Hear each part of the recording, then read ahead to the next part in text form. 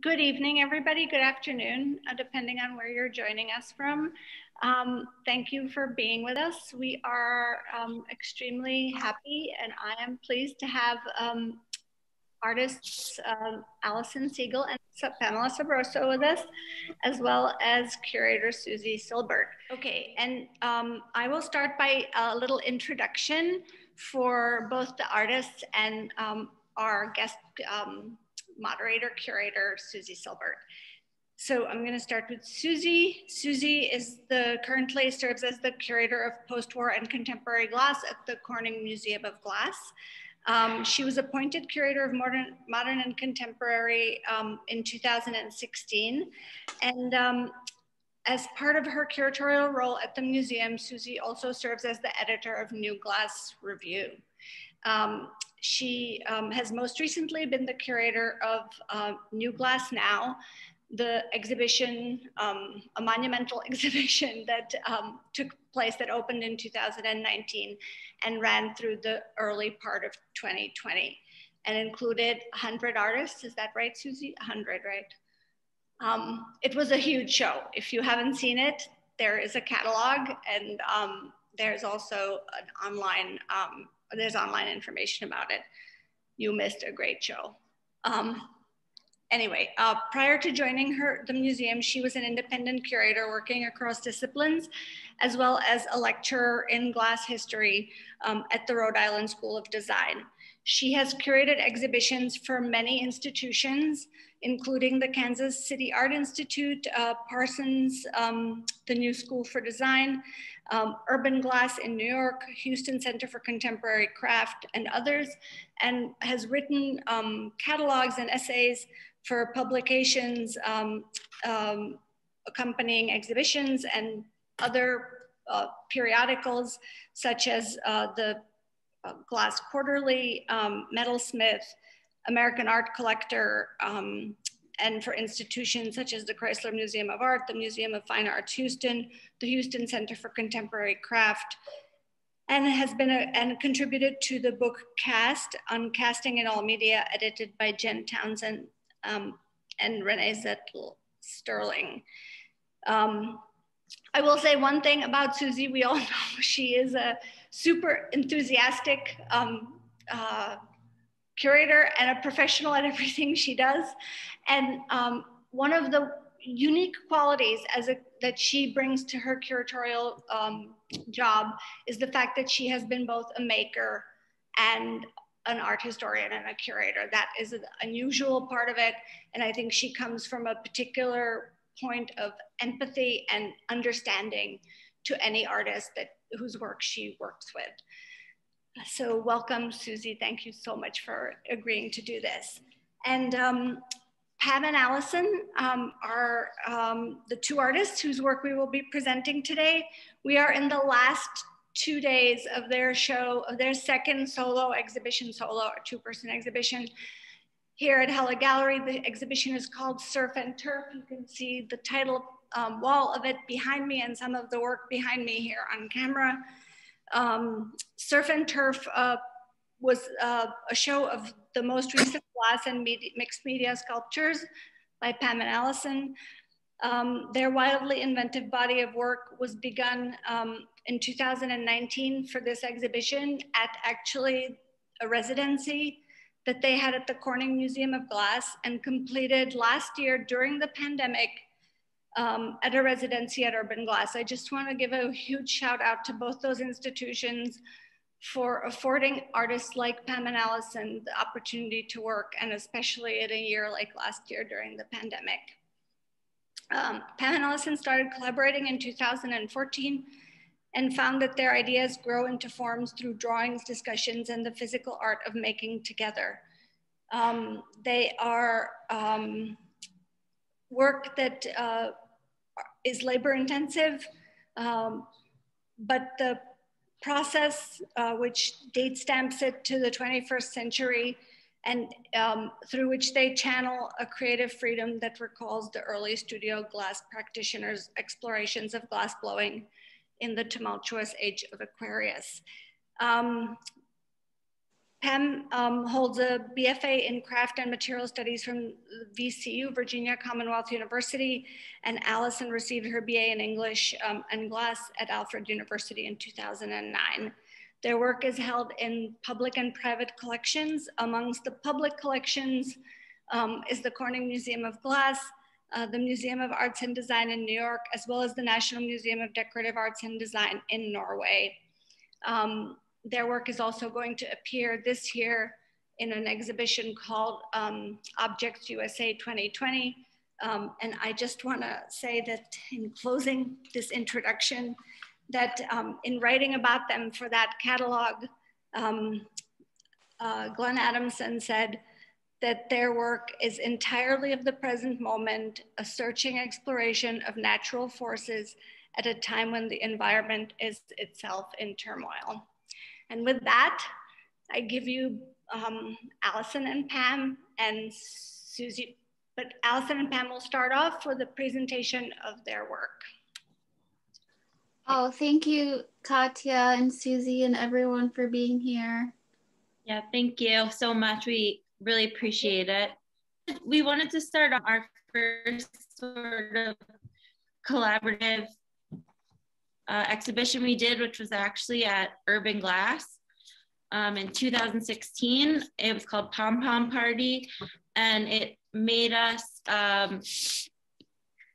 it was sort of the first exhibition that made us realize that we really liked working together. Well, yeah, now this is like a street view at night. We really wanted to incorporate neon because Allison had been making these little mushrooms with one electrode, and we figured out how to pump them and put them inside these pom-pom structures. And also the whole pom-pom thing was really cool because we got like a lot of people in the glass community to help make them. And we had a thing called a pom-pom party where we invited a bunch of people to our friend's house and we all made pom-poms. And then the title just really, it really spoke to us. And then after that, we were asked by Urban Glass to make a centerpiece design for their annual gala. And so that's sort of what started us off. It's closer to the work we do now. And it was inspired by nature, fruits and vegetables, and like just colors, a lot of colors. Yeah, I think we wanted to, that's when we started doing the blow molds and like mixing the wax forms together. And we wanted to like reference food and weird, strange objects. And then in 2017, we started sort of adding more to the blow mold pieces. And this is sort of what we've been doing since then. This piece was made, and it was made partly during a residency at Wheaton Arts. This is sort of a good example of just kind of trying all sorts of things and seeing what looks good. This was also made at Wheaton, and I think a lot of it was cold, attached cold and blown separately. And really, we wanted to make them really animated, and I wanted to like step away from making vessels and try to make like sort of more sculptural objects. And this is called Rotten Potato. This was also made at Wheaton, and this is kind of an interesting, it's very Wheaton because the bottom part of this piece called Drip Vessel is actually a piece of pressed glass that was also made by my fellow resident at Wheaton, and then he didn't really like it, and so Pam and I took it and made a vessel out of it. And so that's kind of indicative of what we do, is we sort of find all different things and then we put them together. Yeah, and that was a residency that Allison had, which she invited me to, and I was there for like a couple weeks. And that was really nice of them to let me come and make work with Allison. like we started changing from like making things equally to like then complementing one another. And I don't know, we had like kind of a discussion, I think, which really changed the way we work together. And we just had to like let all these things out and talk about how, yeah, I was conflicted with the whole collaborating thing, but I think I had to just like tell Allison how I felt. And yeah, we started changing from like, we have to like both make this thing equally, and you do this and I do that, and then work on it together all the time, to then just like letting more like freedom into the process, and no longer thinking like, yeah, it has to be equal, but it's more like a complementary collaboration. And then we did the show, our first solo show at Heller Gallery, where we did a lot of pom-pom things and made like a lot more vessels, where we added the glass bits into the wax and then blew back into it, and just really playing with that. Yeah, so here's some photos of that show as well. And we were also very inspired by the beach and like ocean life. We used a lot of crab claws and sea glass. And then here's some of the pieces from that. So this is a mini underwater Osage, and that was one of the pieces in the show. Underwater durian. Yeah, this one was very inspired by like that trip to Dead Horse Bay in Brooklyn. No, is it Brooklyn or Queens? I don't know. But yeah, kind of like strange sea creatures and like crabs a little bit, I think, with the color, the red piece. And then like, I think honestly, like I was thinking about like condoms found on the beach, and that's kind of why that looks, those are condoms. It's like a sea creature that's just been covered in trash. Oh, this is Blue Banana. And Pam can actually, Pam put all these mushrooms on it, so it's probably good if Pam tells you. Yeah, that's when we first started using the epoxy sculpt to like build other things. I think this piece was like really wobbly on the bottom, so I wanted to build like a different sort of base for it. And this piece has a lot of like old work on it where it didn't work well initially, so we cut it up and invested it into a different mold. So the bottom is the epoxy sculpt, the little white mushrooms. And then this is another sort of example of that. This one's called Boob Tube. And we actually blew the white part into a chicken wire cage. And then Pam drilled a bunch of little holes in it. Then we invested it. And the piece that came out of it is sort of the red and white part. And then we didn't like that. So then we invested it a third time. And so it sort of has like this double lip, because it's a piece that we blew into a second piece. Yeah, that piece is really thick. So, yeah. Very stable. And I think the collaboration allows us to do a lot of experimenting like that I don't think maybe we would do on our own, just because we can encourage each other to try something, like blowing into the same thing like 3 times. This one, Burnt Tree 2.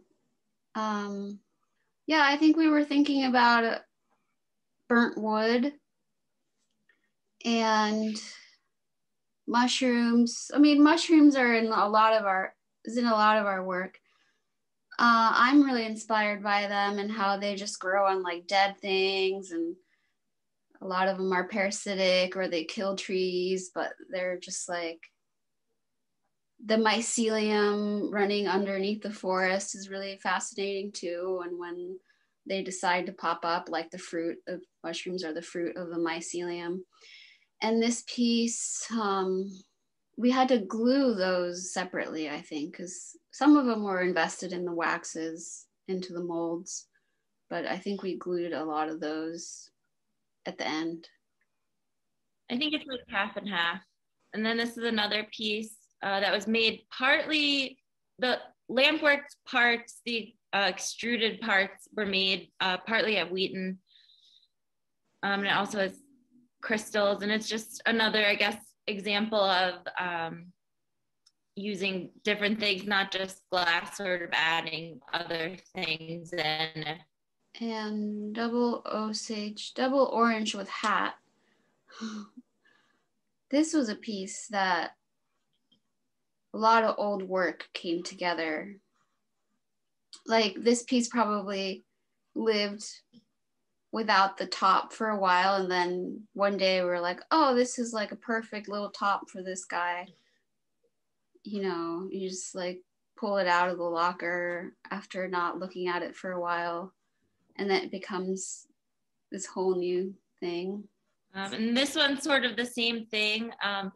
This is called Pickle Teapot, and the strawberry part is actually part of an old centerpiece that we had made for Urban Glass in 2016, that it had broken, and we saved it, and then we added it later. Sometimes it's surprising what works and what doesn't, because I mean, we've had a lot of these things crack and break, but sometimes it works really well. This is called Power Mushroom, and it's another one where we started it probably in 2016, and then we finally finished it in 2018. And it has wire, which we then tied the yarn onto. I mean, I was inspired by like African like sculpture, African crafts, and power. I think there are these like vessels that were made in like the Congo, or I don't remember, but they have this like hidden thing under the inside the piece, or like under the lid, and it's like the power. So that's why I put like some crushed glass in the inside of the lid, and then labeled it that, called it the Power Mushroom. This one has wire too, and the copper wire oxidizes and it turns green, which is cool. Doesn't always happen. And this one's called Red Lifesaver, that we made during our residency at Corning. But that bottom part is actually part of another centerpiece. And I know that we're running out of time, so I think we'll just go through the rest. This one's called Blue Ombre Fabergé Egg. And we decided to try putting hair on things. The bird. Yeah, lately a lot of the pieces are turning into like faces or animals. And I like where it's going. I remember when Allison was working on this, and we had a lot of time at Corning and a lot of colors available to us. And I think the colors are really great in this piece. And once she made it, I was like, well, the body sort of looks like a bird. We should try to make a little bird head. And I convinced her that we make a bird head. Yeah, this is Fall Chanterelle that was also made at Corning and finished at Urban Glass. Mm-hmm. And this one has a lot of the epoxy. Right. It blew out really thin, but I still really liked it. And the fact that it was like so thin, and I just like cold worked around it and opened up the top, it looks more like a mushroom now that it's like actually, it's like hollow and you can see inside of it. And it's got that snake that I built around it with the epoxy. Psychedelic corn smut. It's sort of another recent piece I think is in the gallery. That one's Unraveled Tulip. Great. And that's actually it. Great. Yes. Thank you so much. That was awesome. Hi, you guys. It is so nice to be here. It's so nice to be here with all of you. really, I appreciate the opportunity, Katya, the invitation, Allison and Pam. It's so much of a delight to get to be next to your work virtually and hear your talk, and all the rest of you in the audience. It is just a real delight to see you. Also, my friends, please really do feel free to make elaborate use of the chat box with your questions. I'm going to talk to you. I'm going to tell you right now, I have 9 slides total. That's 8 slides after this, so you know where I'm going. And I was feeling far out as I put this together. It must have been an inspiration from the work. So many mushrooms. I mean, who knows? And Doug sometimes tells me, everybody tells me I talk too fast, I know.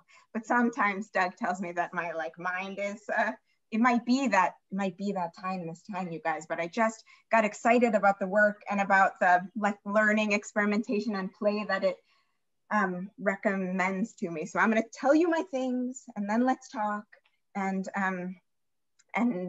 we'll see where it takes us. Okay, that's the museum, you guys. Did you forget? It's been so long since we traveled anywhere. I am excited to be here. It's the first time in more than a week in my office. Why am I showing you this? I mean, I'm telling you, you guys know, most of you in the museum here, you know that I work at the Corning Museum of Glass. You know what the Corning Museum of Glass is, but just in case you don't, the museum has this totally incredible richness of objects from all times, as well as demonstrations, a great library, an incredible glass school and residency programs like the one that Pam and Allison took part in. And, I think that what that means is it can do all of these things that you're seeing in the screen. But it also, one of the things that impresses me most about the museum and what is really revealed by focusing so intently on one material is that it lets you see all these different moments in time when people started to understand glass in a new way. I'm situating that in the first time, it was Doug that wrote me, I think, about Pam and Allison's work. And he was like, I'm so excited about this. I'm feeling this real excitement like I felt when I saw the first studio glass, and I see it too. And I think there's an energy and a life to the work, a playfulness and a sense of discovery in Pam and Allison's work that is truly engaging, and also in these historical moments. So indulge me. The question for me is always how do you learn a new thing? I'm really, how do you understand? How do any of us understand what is new in the world? And when a new material comes in, or a new working relationship or a new person, how do we really go about the business of understanding that? And the glass would tell us that one way is through mimicry. So I'm freelancing here. I am not a scholar of ancient glass. Take everything I'm telling you with just an enormous block of salt, please. Kate Larson is our curator of ancient, and she's fantastic. But I like ancient glass, so I'm showing you the portrait inlay of the pharaoh Akhenaten.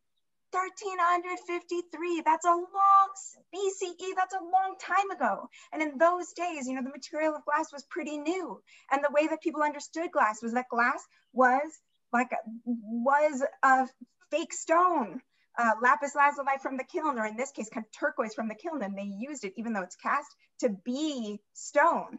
Now, fast forward 1,300 years to the piece on the right, the cow, and in this time, the glass still means, both of these pieces were used as inlay in furniture, and both of the pieces still, the meaning of glass is still as stone, but by this time, they've understood how to walk, and they're playing, it is playing. It's stone, but we can do this very glassy process, and there's a new thing happening. It's learning in process. It's an amazing thing to behold.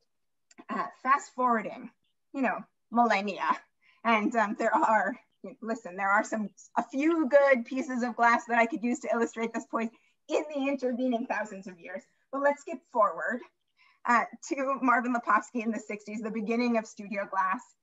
And we're seeing this kind of working around the material. Marvin's working around the material. He is, flocking the surface. So that's a little velvety surface on the orange and yellow and some of that purple part. And he's iridizing the surface. So he's kind of taking away, it's a way of, I think, understanding the material. He's taking away the presence of the material that we're used to, the glassy surface and transparency. And instead, what what you see, or what I see, is a coming together of forms, you know, how these different bubbles relate, which in a way is like the coming together of ideas and people. And I begin, hopefully you begin too, in this work to start to see what the material of glass alone can do.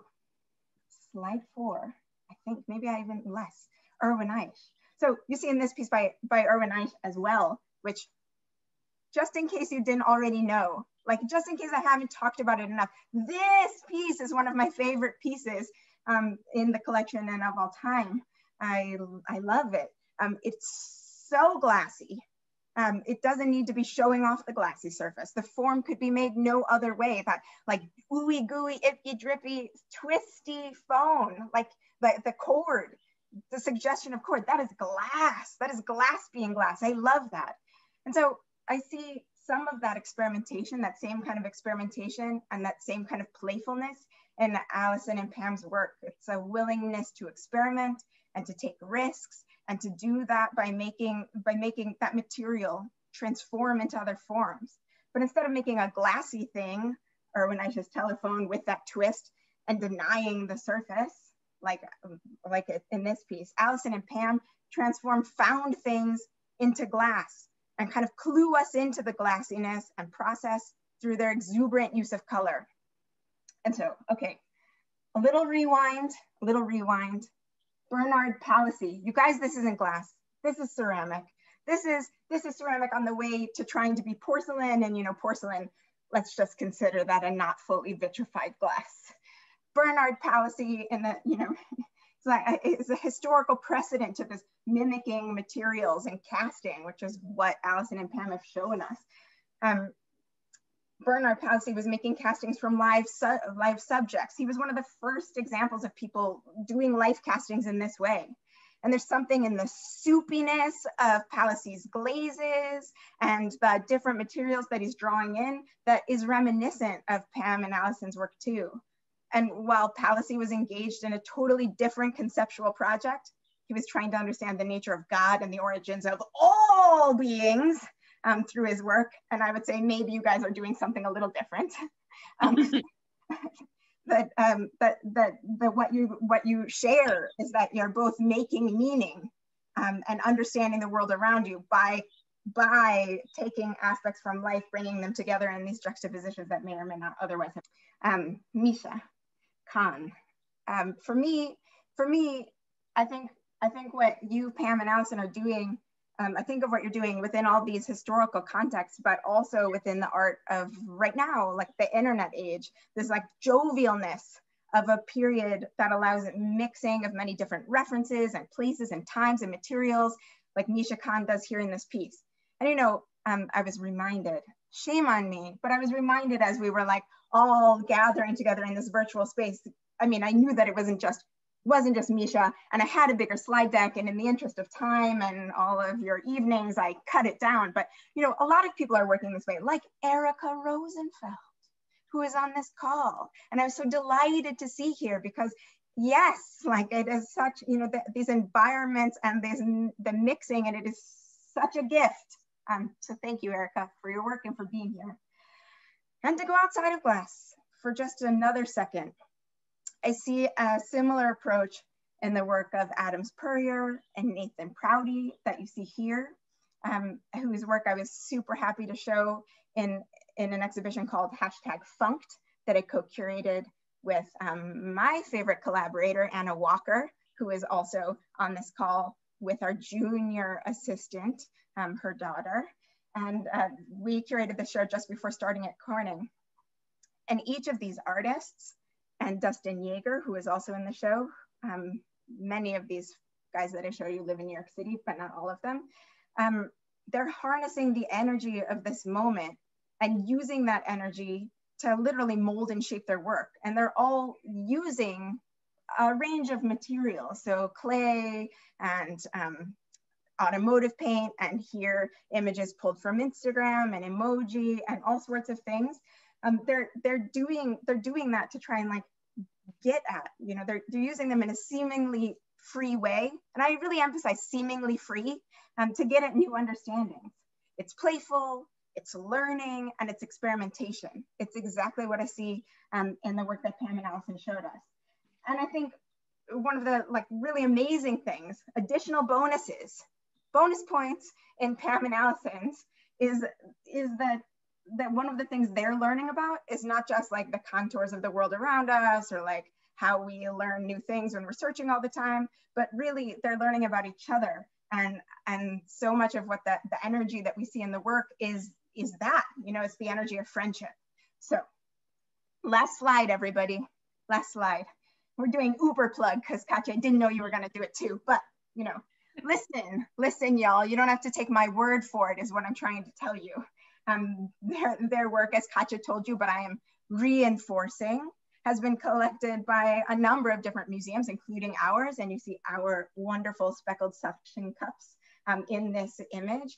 And, you know, they're included in this super important exhibition and book, Objects USA 2020, which celebrates the 50th anniversary of a totally landmark exhibition called Objects USA that knocked the socks, literally knocked the socks off of American consciousness of craft. And the new show features work from artists in the original and artists from today, new artists. And Pam and Allison are just some of a handful of glass folks. So it's a truly amazing thing. And so with all of that in mind, and with myself like in need of just like one breath, we're gonna switch into the conversation part. I need to like move my digital paper so I can see my questions. I will remind you now to please ask questions in the chat, and I'll try and ask them. And to kick us off, Katya, do you happen to have one while I get my things, or I can ask too? I'll stop sharing. Well, maybe we should just start by asking Pam and Allison to describe a little bit how they met. Like you said when you were showing your images that you met at Urban Glass, and then, you know, what gave you the idea to start working together, and if you can maybe talk a little bit about that, and then also how you landed with the first show was the window show, right, at Urban, which had mostly pom-poms. Yes, and some glass, some neon. Pam and I met in well, it was when Urban Glass was getting remodeled, actually. So it was like the Urban Glass basement and then the Brooklyn Glass area. So that's where we met. And our first collaboration was actually, we would tie-dye things out behind in the alley in between Brooklyn Glass and Urban Glass basement. So that's where we started sort of like being friends and working together. And so that was maybe 2012? 14. Okay. Yeah, and since we were both glass blowers, we started blowing glass together and helping each other make things. And then I guess we would just show each other what we were working on. And we started doing jewelry for some reason together. I think because we wanted to do this thing at Urban, or was that after? That was at Urban. It was a jewelry show. And so we thought we would just make some jewelry together. Yeah, because we were both doing jewelry at the time. And so I really remember your first work as being the centerpieces for the auction in 2016. And they struck me as such a breath of fresh air. And so can we maybe talk a little bit about how you made those? So after our window display, Urban Glass approached us about making something, and we kind of had some ideas. They said, I think they maybe asked for us to show them a sketch, and I don't even remember what we showed them, but we just kind of were like, oh, we'll make some lumps, and then we'll put candles. We did some candle holders, and then Pam actually suggested that we try blow molds. Yeah, and we knew since it was a window space, we're like, oh, we should do like plants and have some like plant holders. And we did do a little bit of that. But the blow molds, I had been working on some blow molds, and I was like, oh, we should just do this. It's so fun. We can like just take molds off of these fruits, and since they're centerpieces while people are eating, like if we remind them of food, that's going to be fun. So I convinced Allison to go along with that, and I mean, and they really liked that idea. And we also did the candle holders. I remember those too. I mean, they were like a breath of fresh air, but also one of the things that was so exciting about them, it still is like how they sort of seem to arrive like fully formed.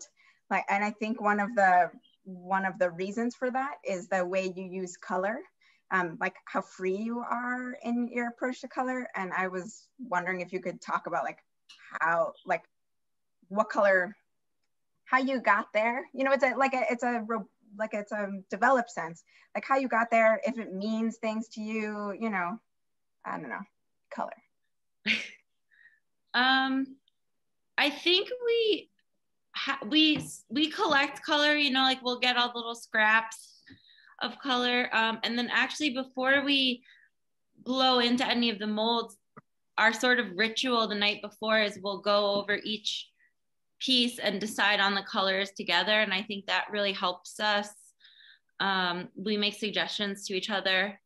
And when you say you go over each piece, what does that mean exactly? Do you have a mold there?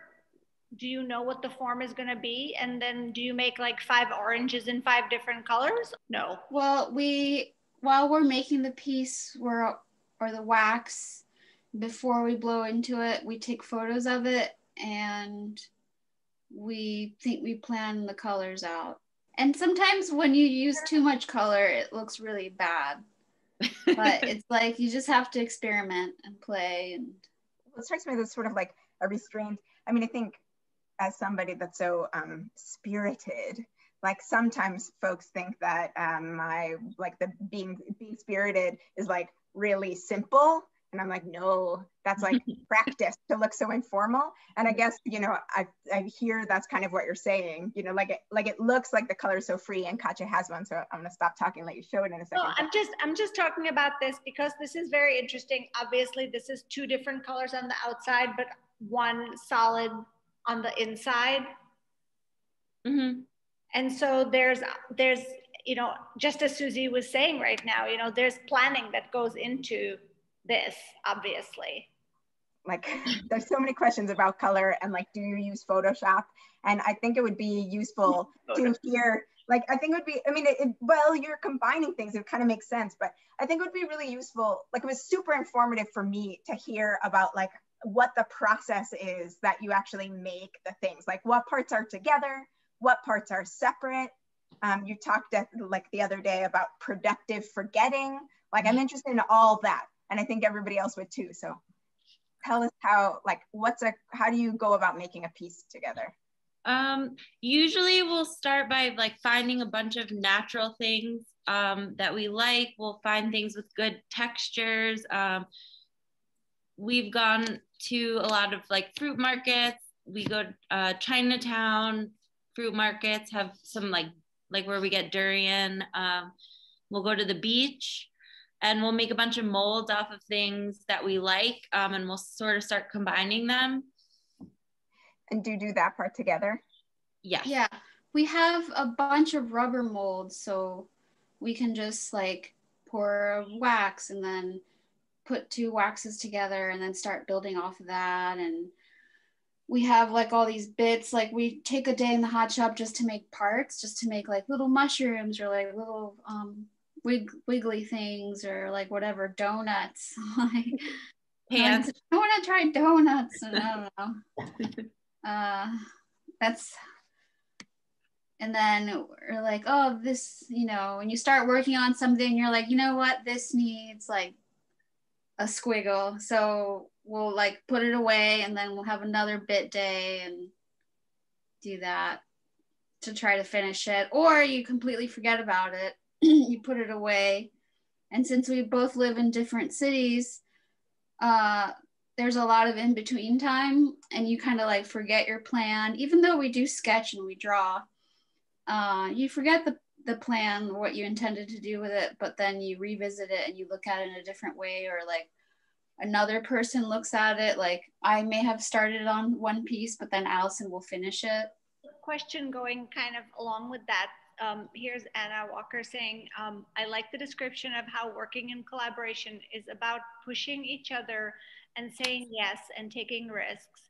Can you expand a little more about trust and friendship? How does that become physically present in the work? We take a lot of risks and we encourage each other, and it's not always easy because, you know, you have to work together and you like, let's meet at the studio at noon, and you don't know, life is unpredictable and you might be in like a terrible mood that day, but it's always good to be honest and say like, you know what, I'm in a terrible mood and I'm only going to work a couple hours and then I'm going to go take a walk, and I'll see you tomorrow.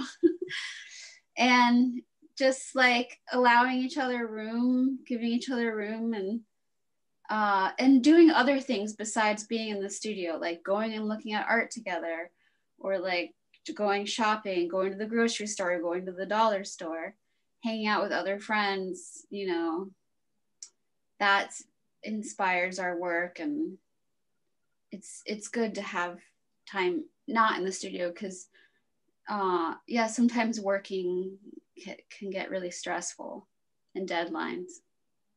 So partly because the work is so kind of such a improvisation on a certain level, I'm just wondering whether, for example, when you were showing that purple piece with the green lid, and you said that, you know, the piece existed for a while without the lid, and then one of you decided to make the lid, it needed the lid, you thought. How did you know that? Was that okay with the person who didn't choose the lid? And how did you know that when you put the lid on, it was done? Well, we had the double orange piece finished, and we had actually made the lid for a different piece and it didn't work out. And one of the things that we do a lot is we have 2 lockers at Urban Glass, and so they're just full of glass things. So sometimes we'll just spend the whole day opening up boxes, finding things, putting other things together. And so I think in the case of that piece, we had that lid in one box and the piece in another. And it happened to almost fit. And so then we cold worked it, made it fit. And I think we both sort of felt like, okay, that looks good. Like that's finished. That is, yeah. How do you decide a piece is done? I think I look at it, Pam looks at it, and then we have to agree. Or convince the other person. You know. Right. Like, fine, okay. So is the negotiation difficult? Sometimes. Or does it come easily to you? It can be difficult. I think over time, we've gotten a lot better at figuring things like that out, figuring out what matters. Like I know Pam won't back down on certain things that she really cares about. And so if she is really adamant about something, I just, will back down. And I think she sort of feels the same about certain things about me. And then other things, I'll refuse to back down. Name one that you are like really, really like that is something that you always want to have. Well, I remember the title of our first show. Allison had all these like interesting titles that she wanted. Then I was like, no, it has to be Stranger Together. So titles are really important. Mm-hmm. To Pam, they're really, I've learned to back down on titles with Pam. Stranger Together was like it came from an important thing, didn't it? Yeah. Do you want to talk about that? And then I'd like to hear where Surf and Turf, how you're thinking about that too. Oh, that was good. I think I was just trying to make fun of a little bit of like Stronger Together. Not really make fun. I admired her, of course, but from Hillary Clinton, y'all. Don't remember, had Trump been elected yet? I don't think he had. No. Oh, yes, he had. He had? Oh, okay. Yeah, I was like, it's so good. And at the time, Hillary was out like doing all these interviews, and I was like, man, like, I really like her. I really like her now. It's like, we have to use this title. Irreverent playing. And what about Surf and Turf? That one sort of just came from, we were doing a lot of pieces for this show that happen to look like animals or fish. We have a bird in the show. We have a fish. I think we have like an egg that kind of looks like a fashion model sort of. So that it just had to do with the animals, and then obviously all of our inspiration from plants in the natural world. Surf and Turf is kind of like a middle American, like very American sort of a meal. So it just seemed like sort of a funny take, because things were kind of dark. Yeah, we wanted to draw people in, enticing them with food. Yeah, that's always good. I mean, especially these days where I'm like, oh, I gotta cook again. The Sanderses have asked, like, do you all make work individually? And I will amend to that question, like, do you want to? I always prefer collaboration. That's my bias in bringing this question to you.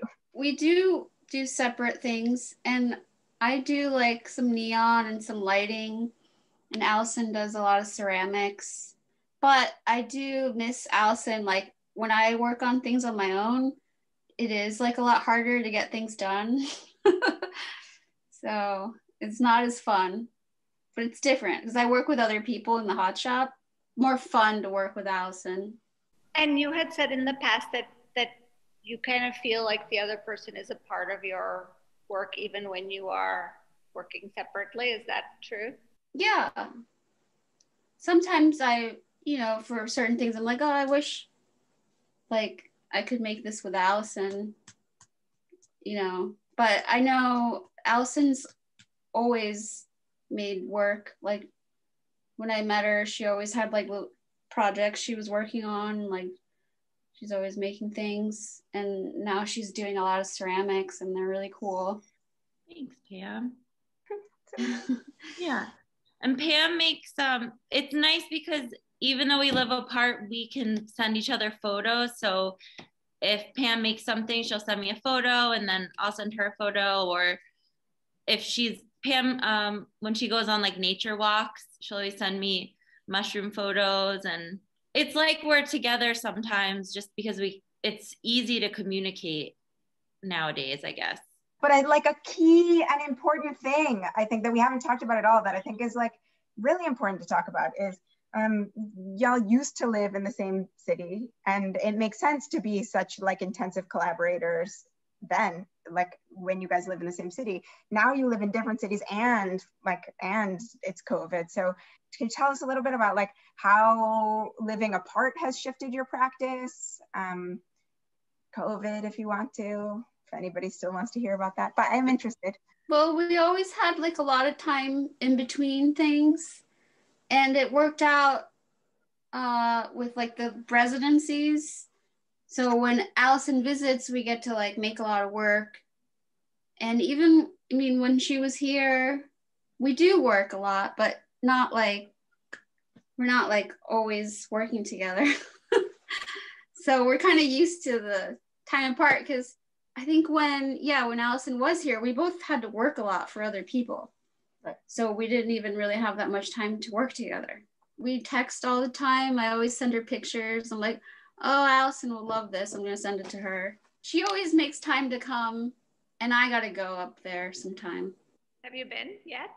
Not yet. And I know she has a studio, and she lives at a glass blowing studio in Kansas City. So I just got to make the time to go. But it's hard now because COVID. Yeah, after COVID. Susie, any last thoughts? I have so many last thoughts, but it doesn't have to end on me. Give us one. I don't have a last question. I have a last like love feeling, you guys. It is so nice to get to spend this, like to hear about friendship and connection in a time where we are so separated is so nice. And yes, I'm having like a little internal love moment for Anna Walker, who I also am I have a similar relationship with. It's so nice, you know, my friends. I'm also feeling like a love of screens and glass and fiber optics. Let me get the Corning plug in. It's so cool that we can all be having this moment together. So that's my final thought. Nice. That sounds great. And I'm just going to say that, you know, it is unusual in the world of artists and egos to see a collaboration of two people who can kind of not try to preference one ego over another, but kind of try to get along while doing that. And I think that that does come through in your work, and we all really love that. Thank you everyone for joining us tonight. Thank you, Pam and Allison. Thank you. Thank you so much. It was so nice to interact with people. Thank you. Thank you for making time. Okay. Thank you. Have a good night, everyone. Thank you, everyone. Thank you. Bye.